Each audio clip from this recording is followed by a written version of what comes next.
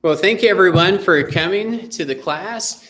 We're live streaming this, so I have to make sure that it's live and going, and we're on live TV right now, or the Facebook page. I am. So I've been teaching a class on Christian apologetics, and today's topic is the case for the resurrection.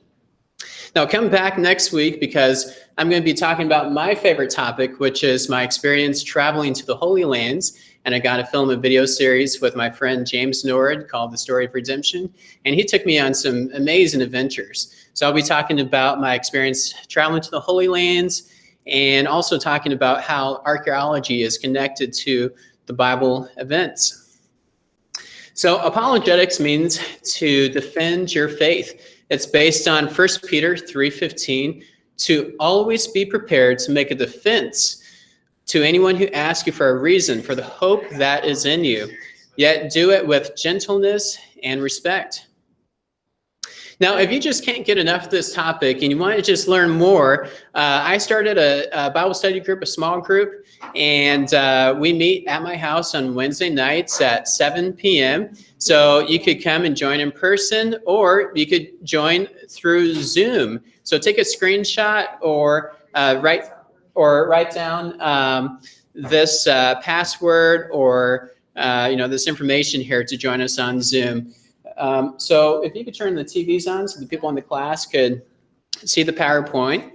So a good question to ask somebody when you start a spiritual conversation is, if Christianity were true, would you become a Christian? And we're going to talk about the case for the resurrection. Now, the case for the resurrection is a historical event that you can test and see if it actually happened. And now, if the resurrection did not happen, then our faith is useless. Yes, you heard me correctly. There's even a Bible verse saying this. And if Christ has not been raised, our preaching is useless, and so is your faith. So we're going to turn the TV on here in the classroom for the people who are here. Oh, she's got it. Oh, it's coming on? Okay, so it's showing up in the live. Okay, so it's affecting my PowerPoint. Technical difficulties, but we're going to... We got it. Okay, so we're back online now. So to establish, this is what we need to establish a historical fact. Facts must be recorded in very early sources. A fact must be recorded in multiple independent sources, and a fact must lack legendary embellishment. A fact must have no other compelling and competing story. Now, we want to look for those four things about the fate of Jesus, which are widely accepted by New Testament historians today, not just conservative scholars, but the broad mainstream of New Testament scholarship. And these are the four minimum facts that we're going to talk about today. Now, there's many more facts. In fact, Dr. Gary Habermas is writing a new book that's going to be 5,000 pages with evidence for the resurrection. So there's a lot of evidence for the resurrection. He's also has already written 20 books on the resurrection. But we don't have enough time to cover all that in a 1-hour Sunday school class. So we're just going to talk about the four minimum facts that all scholars, even secular scholars, believe. So the burial of a dead body, an empty tomb, the appearances of Christ, and the transformation of the disciples.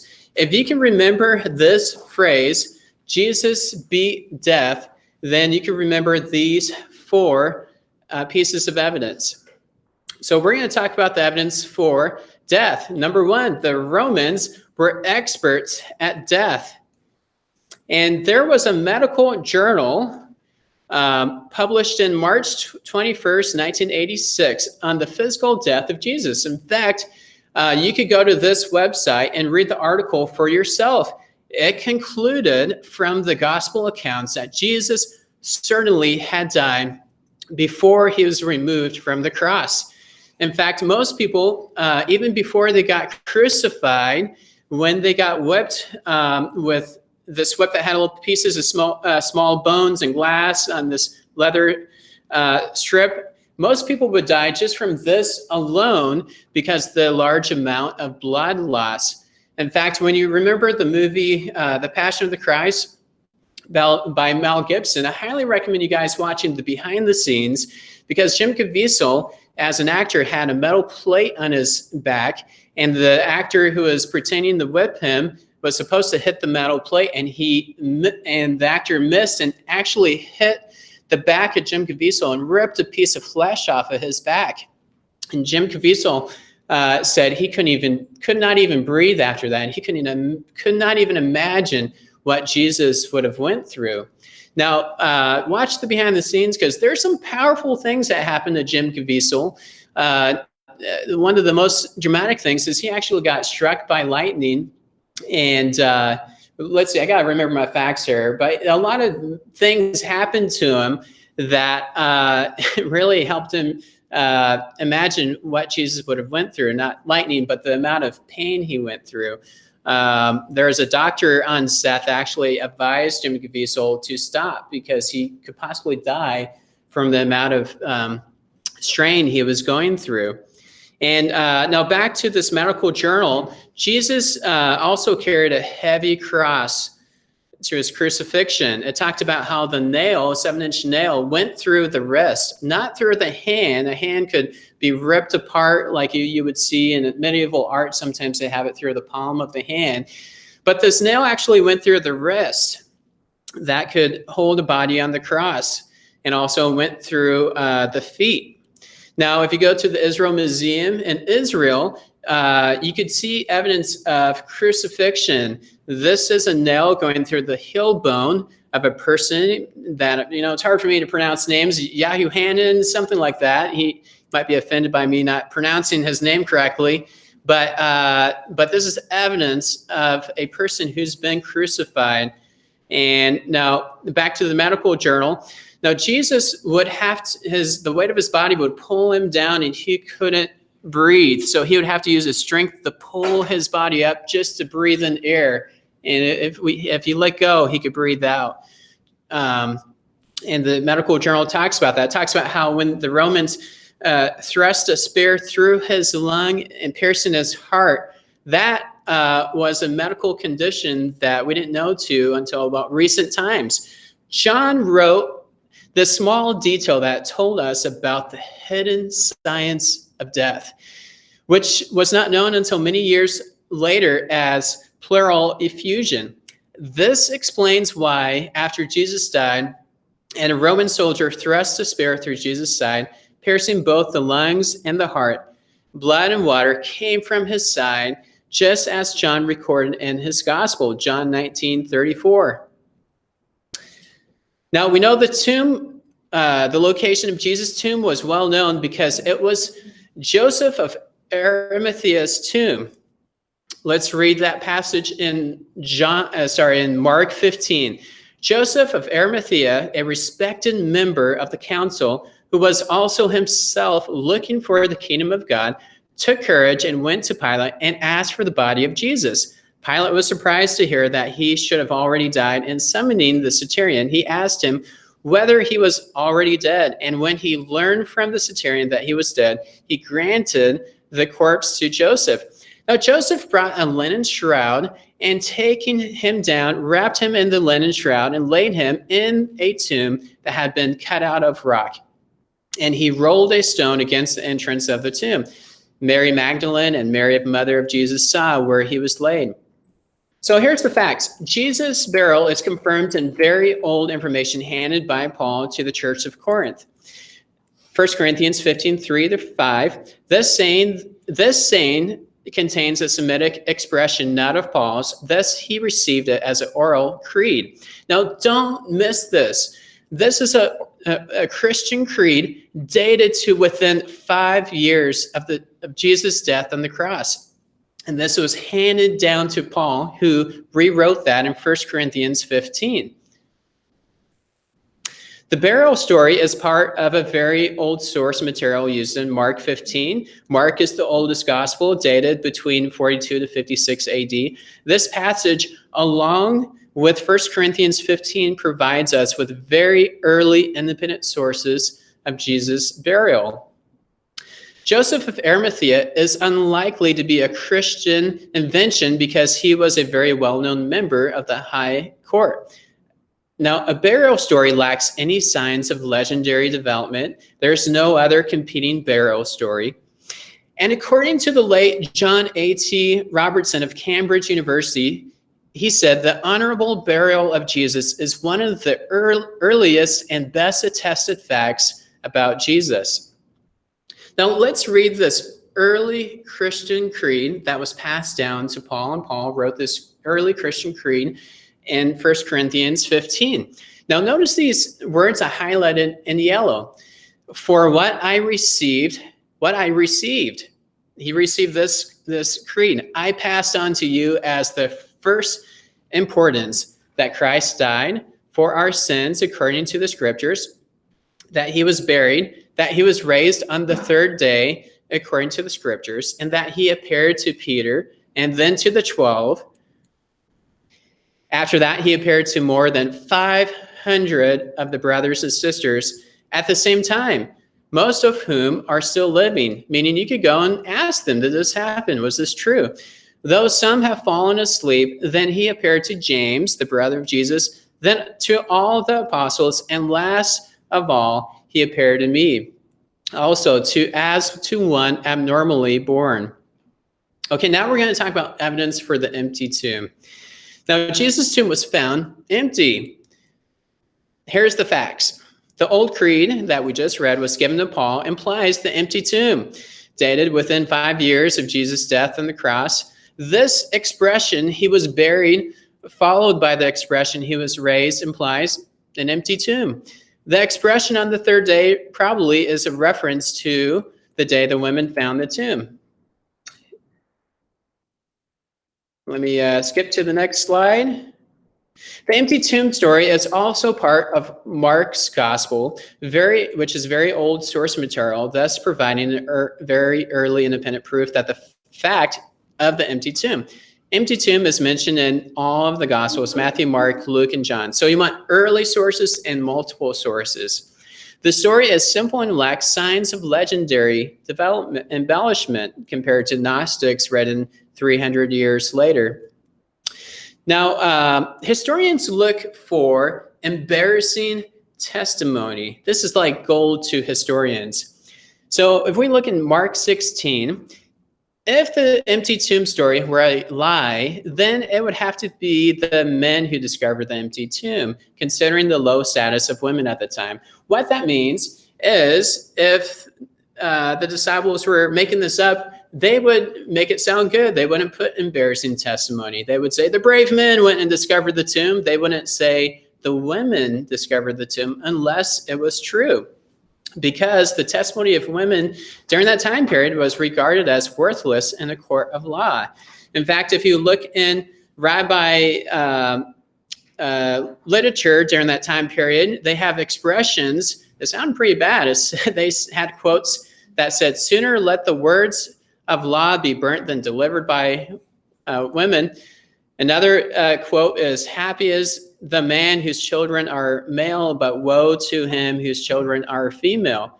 So if that was the viewpoint during that time period, if the disciples were making up a story, they wouldn't say it was the women that found the tomb, because who would believe that unless it actually happened?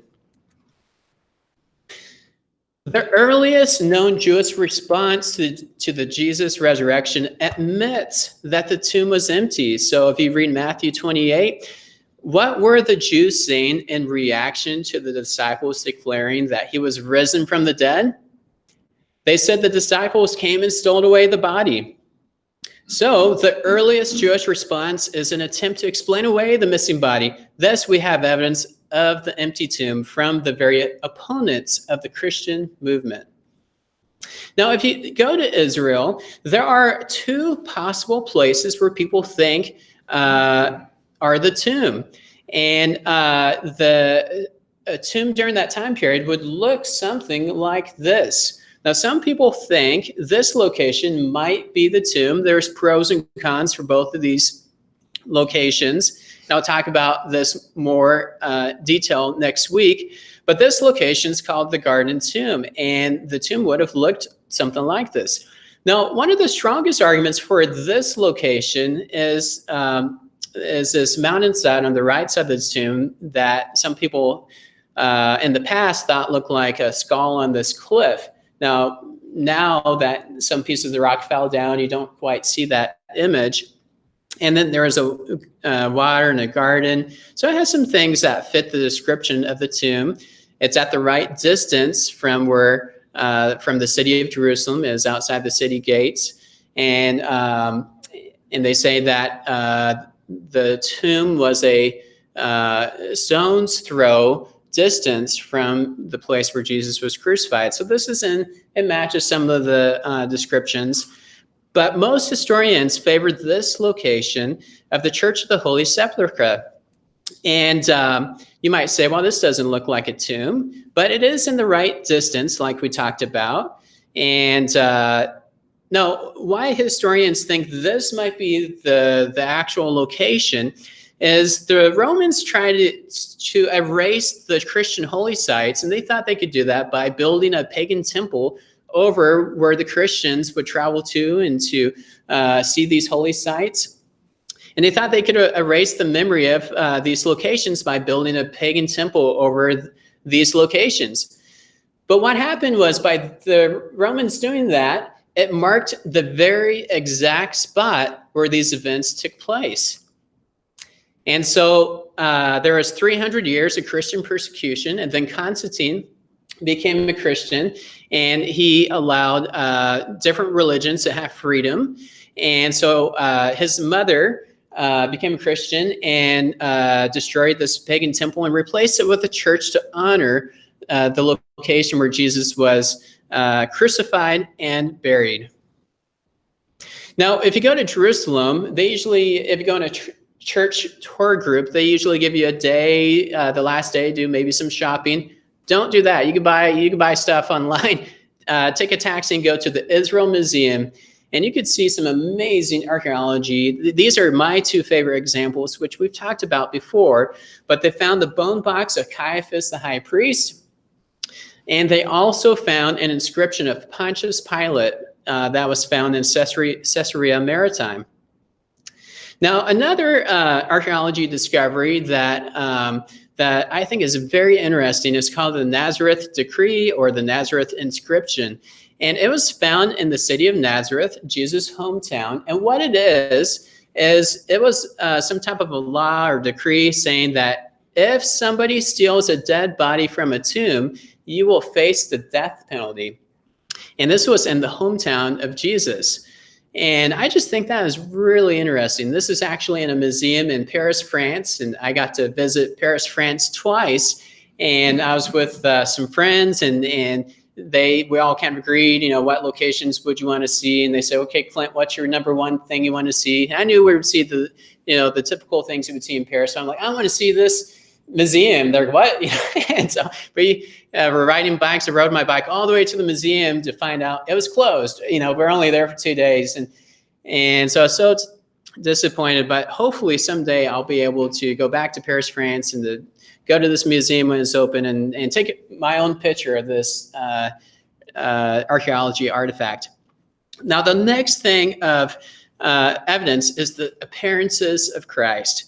Now, remember, Jesus appeared to the women first. He appeared to the disciples in a group setting and also individually. He appeared to Thomas, who said, unless I see Jesus with my own hands and touch him with my hands, I will not believe. And he appeared to Thomas. Jesus appeared with the two people walking on the road to Emmaus.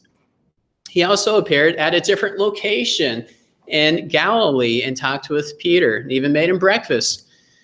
Now, appearances of Christ happened on multiple occasions, and under various circumstances to different individuals and groups of people experience appearances of Jesus alive from the dead.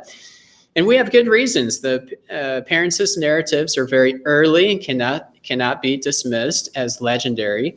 Once again, we have 1 Corinthians as an early source, and Paul personally acquainted with people involved. Appearances narratives are multiple and from independent sources. So we have Jesus appeared to Peter, attested by Luke and Paul, to the 11, Luke, Paul, John, and to the women, according to Matthew and John, appearances in Galilee, James, brother of Jesus, and Paul, and the 500 witnesses at the same time. In fact, even the skeptical German New Testament critic Gerd Ludemann, who does not believe in the resurrection, concludes, it may be taken as historically certain that Peter and the disciples had experiences after Jesus' death in which Jesus appeared to them as the risen Christ. And the fourth line of evidence for the resurrection is the transformation of the disciples. The disciples suddenly and sincerely came to believe that Jesus was risen from the dead. So the reasons: consider the situation the disciples faced following the death of Jesus on the cross. Their leader was dead.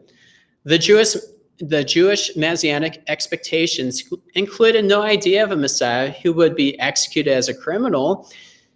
According to the Old Testament law, Jesus' execution exposed him as a heretic, a man accursed by God. In fact, if you read Deuteronomy 21, it says anyone hanging on a tree would be cursed.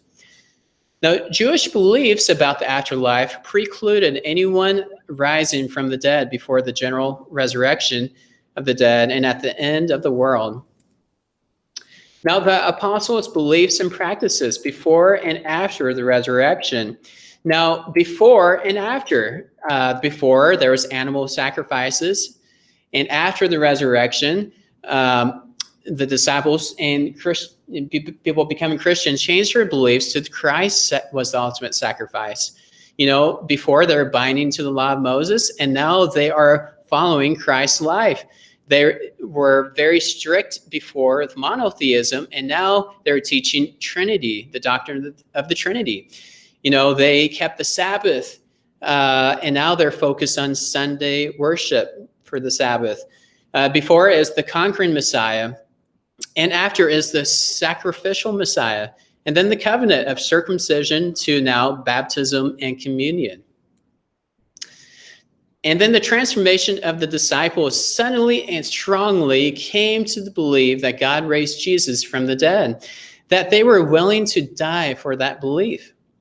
Peter was crucified, Andrew and Philip crucified, Bartholomew flailed to death, James the Greater beheaded, Matthew the sword, Matthias stoned, Thomas stabbed with spears, and John died after exile, and James the Just thrown and beaten, and Paul was beheaded. Now, the Apostle Thomas, who doubted Jesus rose from the dead, something happened to him that it motivated him to travel all the way to India to preach the gospel. In fact, he was even martyred. And there's a location you could go to India to see the location where Thomas was martyred in India. Now, Jesus had brothers. And I don't know how many of you have siblings. Most of you probably have siblings. I have a brother. But, it's pretty challenging to convince your brother to do things. It's hard to convince your brother to believe you, especially if you're claiming to be God. And James is the brother of Jesus. And he was an enemy before Jesus' death. James did not believe in Jesus in John 7. He thought Jesus was insane in Mark 3, but he became a friend after Jesus' death. James believed he had seen the risen Jesus and became an apostle in 1 Corinthians. James became the leader of the Church of Jerusalem in Acts and wrote the book that bears his name. And James was a martyr for the belief in Jesus. Something happened to transform his unbelief to believing. And the transformation of Saul, who had a mission to kill Christians and stop Christianity, but something historically happened to change his perspective to the fact where he even changed his name. Paul is a historical figure. In fact, I went on a trip to Greece where you could follow the footsteps of Paul to so many different locations, Rome, Greece, Turkey, and to all the locations that Paul went to. In fact, I got to go to the island of Malta where Paul had the shipwreck. We'll talk about that next week. Now, people will die for what they believe is true. You know, we see examples of like 9/11, but no one will die for a known lie.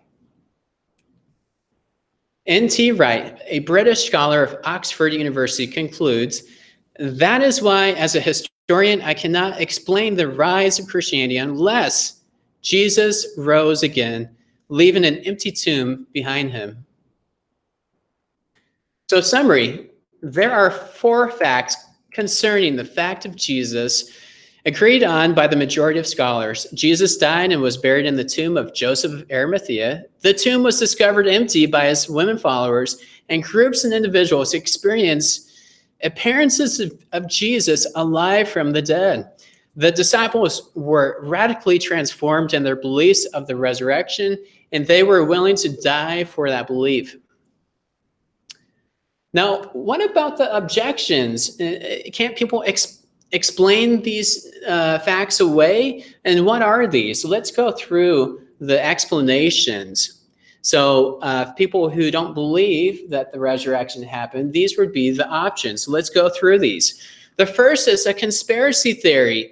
Well, did the disciples steal the body of Jesus, thus faking the resurrection? Well, here's the rebuttal. While this explains the empty tomb, it does not explain the transformation of the disciples. Why would they die for a lie? The next one is the swoon apparent death theory. Jesus was not completely dead. He revived in the tomb. Well, this is physically doubtful. The extent of Jesus' torture such that he could have survived the crucifixion and entombment. And religiously doubtful. If Jesus had survived, his appearance half dead and a desperate need of medical attention would not have evoked worship. In fact, his disciples, if they would have seen Jesus crawling out of the tomb, bleeding, I don't think that would convince them that he was God if he was barely making it to the hospital. What about a wrong tomb? What if the women and disciples simply just went to the wrong tomb?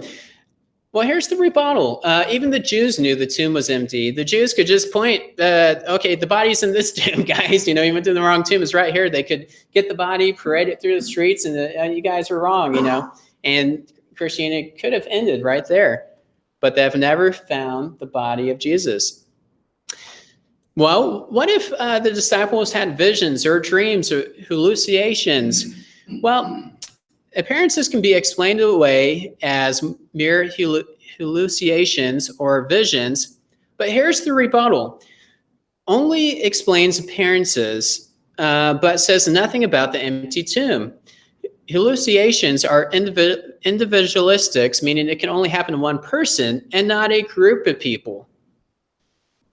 For example, if I had a dream last night and asked my wife, hey, did you like that dream of us going on a hike? And she, what are you talking about? People don't have the same dream, especially groups of people. Well, what about this? Did the disciples lie? Jesus didn't rise from the dead, but disciples deceived people into believing it?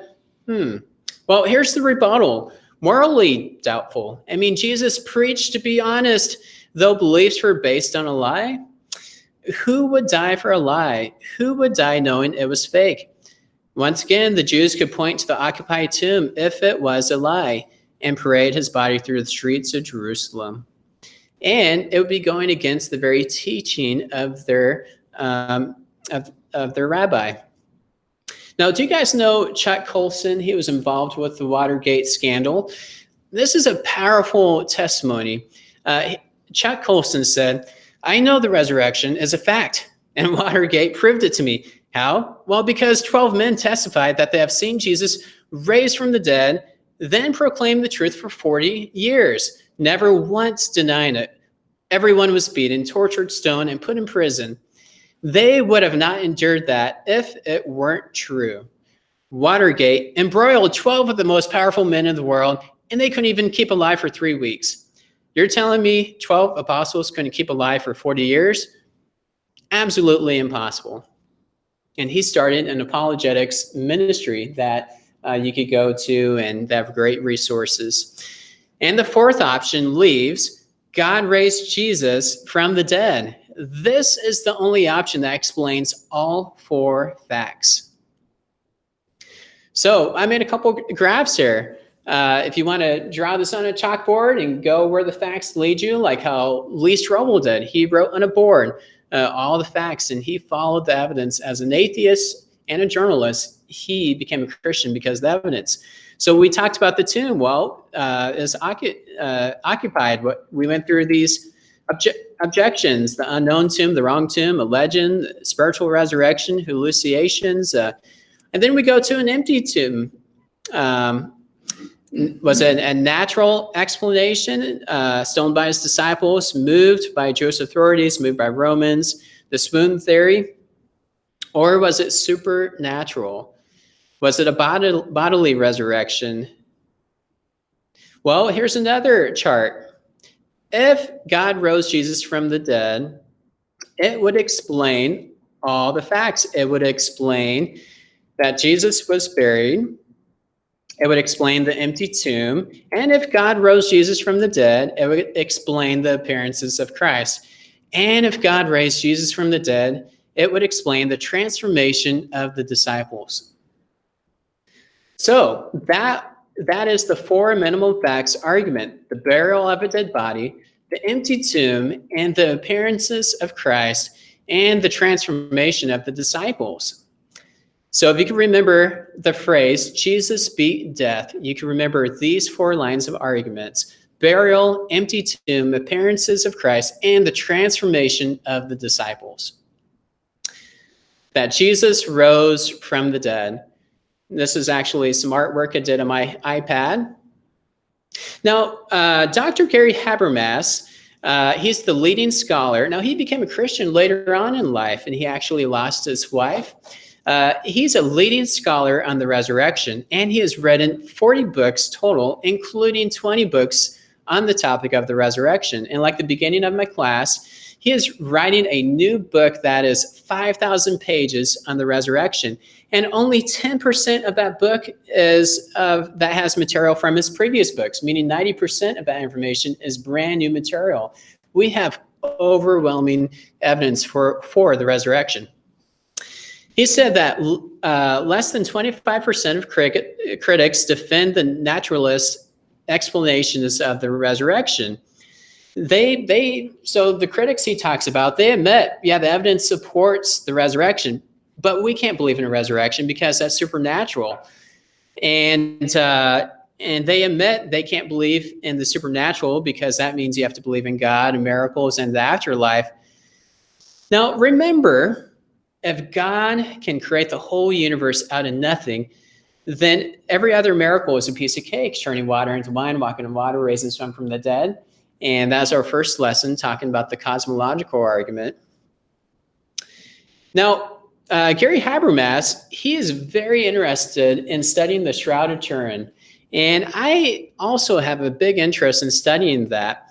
They can make a movie based on the history of the Shroud of Turin. Just this piece of cloth that people believe is the shroud that covered Jesus, surviving wars and people saying that healed them and survived a fire and survived such a long period of history. And in this picture is even showed off on display. And the shroud has this image of a crucified victim. And with all the technology we have today, we could remake the pyramids, but with all the technology we have today, we cannot recreate the Shroud of Turin. And the Shroud of Turin, there's a piece of cloth, separate piece of cloth that covers the face, and there's another cloth that covered the body, the front, and the back. Notice the back, all the wet marks. Now, and the controversy was there was a radiocarbon dated test in 1988 on a corner of the shroud, and it dated it between the 1260 and 1390. But the sample cut for that was carbon-14 dating appeared to be from a medieval rewoven instead of the original shroud. So the shroud survived some fires, and people have repaired those pieces of the cloth at a different time period. So when they did this test in the 1980s, they repaired the recent part of the cloth and not the original part of the cloth. So, let's see, 2013, the original shroud was tested and was determined an estimated date range between 280 BC and 220 AD, that it was created around that time period. Now, a coin expert using a 3D, in this image in this cloth, you can actually make a 3D statue of what the body would have looked like. And there's medical doctors, that have great presentations on this online, but there's a coin expert using a 3D projection image taken in 1976, and he claims that the bulges in the eyes of a man of the shroud looks like coins from the reign of Tiberius Caesar, putting them at around the year 29 AD. The shroud had 7 different types of pollen found only in Israel, and experts once again confirm with all the technology that we have today, they cannot recreate the shroud. Here's some other interesting things. They can confirm that the blood is real. Now, wouldn't it be interesting if it's possible to do a blood sample and see if the blood on the shroud matched the blood found in the bone box of James, the brother of Christ? Wouldn't that be interesting if it was a match? Now, the blood on the head from the crown of thorns, it didn't cover just the forehead, but the whole scalp.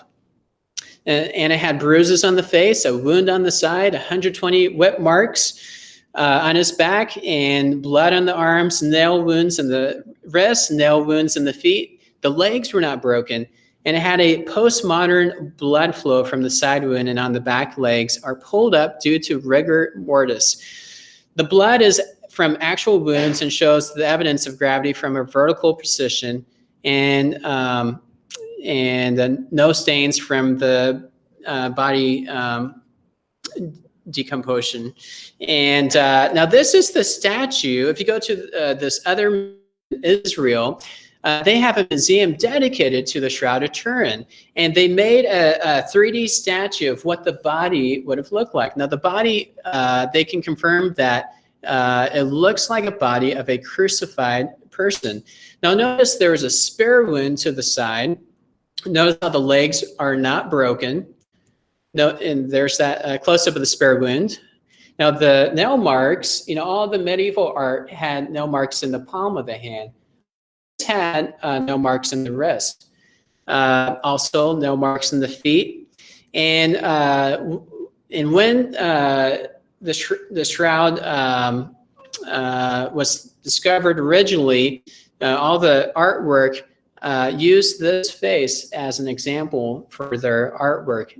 They believed this was the actual portrait of Christ, but there's no paint on the shroud, and they have no idea how that image was impressed on the shroud. So something interesting to think about, and it's interesting that a scholar like Dr. Gary Habermas, who's one of the leading scholars on the resurrection, he thinks it's authentic. Now, remember, Dr. Gary Habermas, when talking with critics, would say, yes, the evidence, the best thing that accounts for the evidence for the resurrection is that it happened. But we can't believe in the supernatural because we don't believe in an afterlife. With Dr. Gary Habermas, he also likes to study near-death experiences. He has said that 30 million people in North America, England, and Europe have claimed to have a near-death experience. People call this NDEs. And so that should at least make the critic think about, if there's 30 million people claiming to have a near-death experience, that maybe they should consider a supernatural experience is possible, that an afterlife is possible. Dr. Gary Habermas has written a paper with over 300 near-death experience examples that could be verified. Now, notice that word verified. If somebody said, I went to heaven and saw heaven, Dr. Gary Habermas would say, well, that's interesting, especially as a Christian. I would like that. But you can't verify someone's experience in heaven. That's kind of a testimony. But you can verify if there's other eyewitnesses, say, in a hospital. So, for example, he uses a lot of examples from Dr. Bryce Grayson, who has also published 100 peer-reviewed near-death experience articles in a medical journal, and he's written a book on these near-death experiences. So how they verify things, and these are some examples Dr. Gary Habermas has shared, is it seems there's a lot of people who are having an operation in the hospital, and they have an out-of-body experience, and they float to the ceiling, and they could see the operation happening and looking down, and they would remember small details that the doctors can confirm. Now, they're having a surgery, they can't speak at that time, but later on they would say, hey, I had this experience, and in fact, I'm good at memorizing, and I could even see that this number on top of this machine is a 12-digit code. I have a good memory, so I remember the code. Well, the doctor could go on top of this machine, look at it, and there it was, the code. They had it memorized. Or another example was maybe a doctor or nurse might have dropped a beaker or maybe a pen. There was a story of a nurse dropping a pen, and the doctor stepped on it, and so the patient said that, hey, I saw this happen, and she had a green dress on, she had a pen, he stepped on it, this was her name, this is that nurse, and so the doctors can confirm and verify these experiences. There was another interesting one of a man who had an operation, and I guess he got bored watching himself, so he floated into another room and saw another person having his leg amputated. Now, that's something you could verify. You can't verify, if they're talking about heaven, but you can verify if there was a surgery happening in the next room. And, well, was that man having his leg amputated? Well, he was. Well, how did he know that? So that's why I think it's interesting reading these books, especially written by doctors.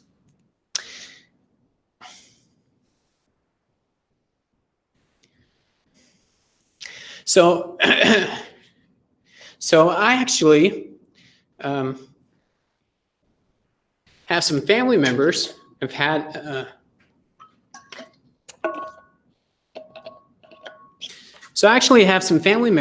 a near-death experience. My grandmother, Margaret, and this my mom has told me this story. So Margaret was in intensive care.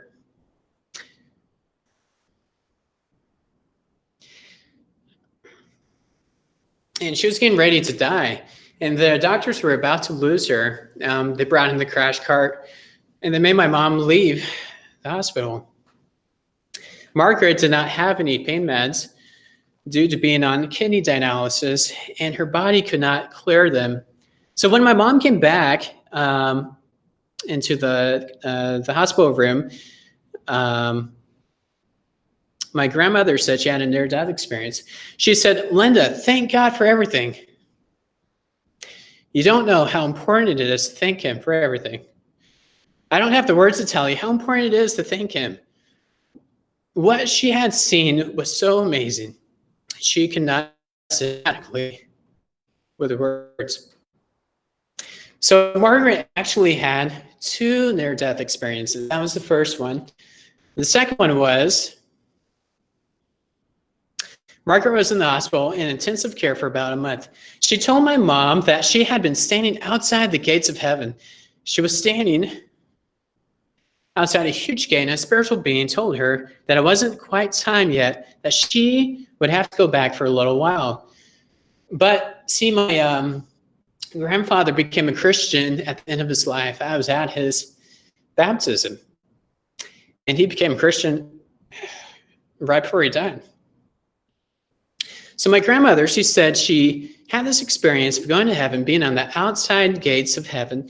She was worried about my grandfather who passed away about a year before, and she wondered if he was there. The spiritual being told her she would have to go back, but yes, she could wave at him.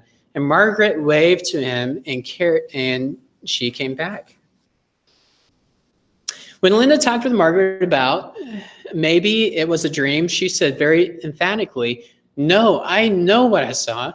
You got to believe me." She insisted it was not a dream. She kept saying, "I know what I saw. It was real." Margaret was always very honest and called things like they were. She seems to be rational, and her thinking seemed clear on all the other things. Margaret lived for a little while longer, and she passed away. Now, what's interesting is Margaret, my grandmother, her mother also had a near-death experience, and she doesn't have as many details, but she was the one who felt like she was moving through a tunnel and heard a beautiful music and saw light at the end of the tunnel. It was the most pleasant feeling. She was upset when her husband shook her and said, kept calling her name, "Come back." And she told him, never do that again. Now, you guys might know Dr. Tony Evans. He's a famous pastor, and him and his wife has done ministry. They teach at a church, and they are on TV. And in fact, Tony Evans won an award, a National Broadcast Award, and his wife, Lois, helped him passing out tapes through the years. And during that award show, which is a very important thing, to be on an award show and to be honored. He found out that his wife had cancer, and they had to tell their kids, and they encouraged their kids to keep the faith and to trust God. But as she was in the hospital later on, she had a near-death experience. She saw her at separate times, her mom, and another time her dad in the hospital room. She asked her kids, "Did you see, my mom, my dad?" They said, "No, we didn't see anything."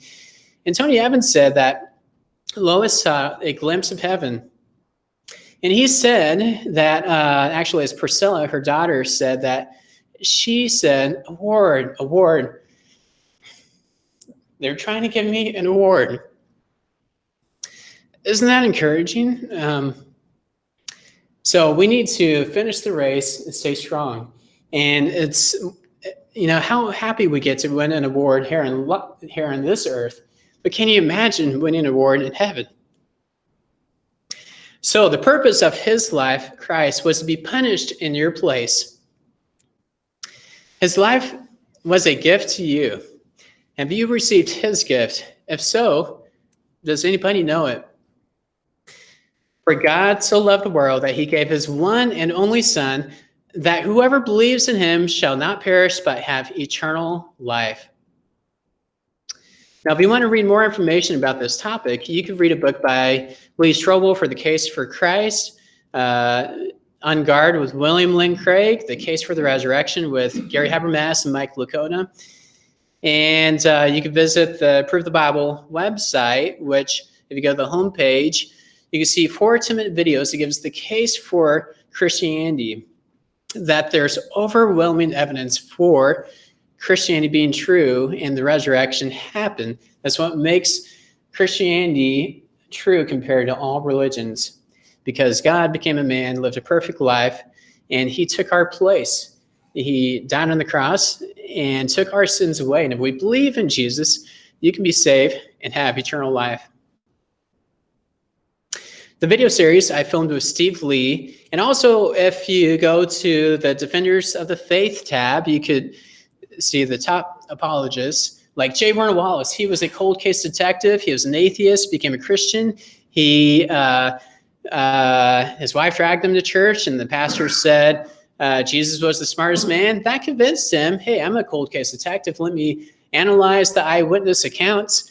And he had the skills to know if the eyewitnesses are telling the truth or not. J. Warner Wallace is a famous cold case detective who's been on television and news shows for doing a good job with being a detective of solving cases. And he was convinced that the eyewitnesses were telling the truth. And he is now a Christian and a Christian apologist. These are his books.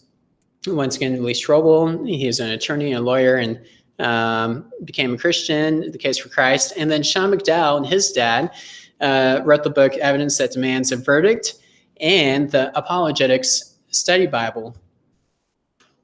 And Frank Turek, he wrote I Don't Have Enough Faith to Be an Atheist, and a book called Stealing from God, how atheists steal arguments from God. And there's a lot of short videos on this website, provethebible.com. So that wraps up the class, and hope you guys have enjoyed that. So come back next week, because that's going to be a very fun topic. And I'm going to give you a tour of the Holy Lands. I've been to Israel 3 times, Egypt 2 times, Rome twice, Greece once. And so I'll just share about my experience, about how these are real locations and how there's archaeology that supports it. So come back next week. It's going to be a 2-part class, and thank you for attending.